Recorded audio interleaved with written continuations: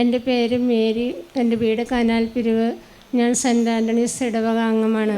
2025 ജനുവരി മാസം എനിക്ക് എൻ്റെ ശരീരം മുഴുവൻ ചുമന്ന് തടിച്ചു വന്നു. ഞാൻ അപ്പം യാക്കര മെഡിക്കൽ കോളേജിൽ പോയി. അവരെന്നെ 4 ദിവസം അവിടെ അഡ്മിറ്റ് ആക്കുകയും ഡോക്ടർമാരെല്ലാവരും നോക്കിയിട്ട് അവർക്കൊന്നും മനസ്സിലാകുന്നില്ല. എന്നാൽ 4 ദിവസം കഴിഞ്ഞപ്പോൾ എന്നെ ഡിസ്ചാർജ് ചെയ്തു. അതിനുശേഷം ഞാൻ വീട്ടിൽ വന്നതിന് ശേഷം എനിക്ക് രണ്ടാമതും പിന്നെ അങ്ങനെ തന്നെ വന്നുകൊണ്ടിരുന്നു. പിന്നെ അവിടെ 1 മാസം അവിടുത്തെ മരുന്നായിരുന്നു. അവസാനം എനിക്ക് സ്റ്റിറോയിഡ് ഗുളികകൾ തന്നിട്ടാണ് അവർ എന്നെ ചികിത്സിച്ചത്.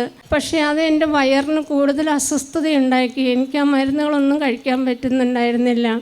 എൻ്റെ ശരീരം വിറയ്ക്കാൻ തുടങ്ങി. എനിക്കതിന് സാധിക്കുമായിരുന്നില്ല. എൻ്റെ രക്തത്തിലൊക്കെ ഇൻഫെക്ഷൻ വന്നു തുടങ്ങി. ഞാനപ്പോൾ പ്രാർത്ഥിച്ചു, എൻ്റെ ഈശോയെ, എൻ്റെ അലർജി രോഗം എടുത്തു മാറ്റുകയാണെങ്കിൽ ഞാനിവിടെ വന്ന് സാക്ഷ്യം പറഞ്ഞോളാം.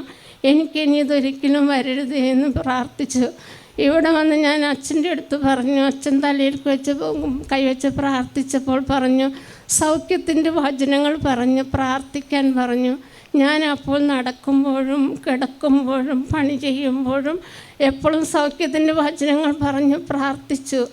ഇന്ന് 5 മാസം കഴിഞ്ഞു. ഈ നിമിഷം വരെയും എൻ്റെ ശരീരത്തിൽ ആ തടിപ്പുകളോ ഒന്നും വന്നിട്ടില്ല. എല്ലാവരും പേടിക്കുന്ന തരത്തിലുള്ള ഒരു ഇതായിരുന്നു. എല്ലാവരും വന്ന് കാണുമ്പോൾ അത് രക്തം ഇപ്പോൾ പൊട്ടി വീഴുമോ എന്നുള്ള അങ്ങനെ ഒരു അവസ്ഥയായിരുന്നു. എനിക്ക് തന്നെ പേടിയായിരുന്നു വരുമ്പോൾ. അതും യേശോ എടുത്തു മാറ്റി. ഇതാണ് ആ സ്ത്രീക്ക് ഈ രോഗം വരുമ്പോൾ കാണുന്ന അവസ്ഥയാണ് കാലുമ കിടക്കുന്നത്. എൻ്റെ ശരീരം മുഴുവനും ഉണ്ടായിരുന്നു. പോലെ എൻ്റെ കഴുത്തിലും മുഖത്തും അല്ലാതെ ബാക്കി എല്ലാ ഭാഗത്തും ഇത് വന്നിട്ടുണ്ടായിരുന്നു. ജനം എപ്പോഴും നടക്കുമ്പോഴും ഇരിക്കുമ്പോഴും എഴുന്നേൽക്കുമ്പോഴും അവർ ഉറങ്ങുമ്പോഴും എല്ലാം ഈശോയുടെ ദൈവത്തിൻ്റെ നാമം ഉച്ചരിക്കുമായിരുന്നു. അതുകൊണ്ടാണ് ഇസ്രായേൽ ജനം എപ്പോഴും വിജയിച്ചിരുന്നത്.